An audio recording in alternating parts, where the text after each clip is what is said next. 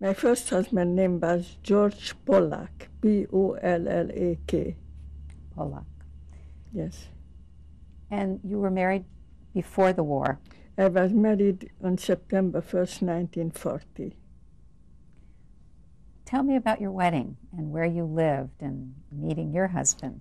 He lived in the same city as me, and we dated maybe almost for a year, 10 months, and then we got married. And he was in the army when we got married. And when we went on our honeymoon, we got a telegram that he has to come back because they put all the Jewish soldiers to as a forced labor. Judy? Not anymore in uniform as a Civilian? Hungarian soldier, because when I met, at that time he was, when we married, he was in uniform as a Hungarian soldier. And then, of course, they took in civil clothing. All the Jews, they couldn't serve in the army anymore. So he was called back during your honeymoon? During my honeymoon, And yes. where were you? Where did you go for your honeymoon? Into Budapest. At that time it was already the war and we couldn't go anywhere else. We couldn't go outside Hungary. After 3 months,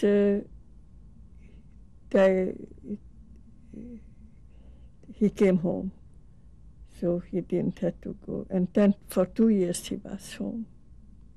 And after 2 years, they put him again in forced labor camp.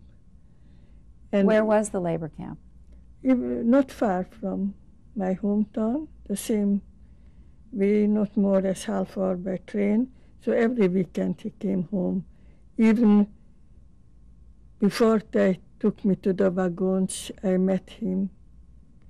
And it was on a Sunday, and we went to the cemetery, to my mother's grave, and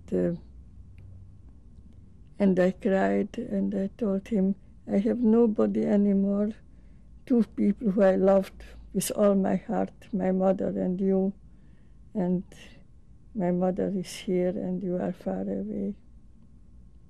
And the night at 3 o'clock he had to go back. It took us at least 10 minutes till we could, by the door, tell goodbye to each other. And that was the last time that I saw him.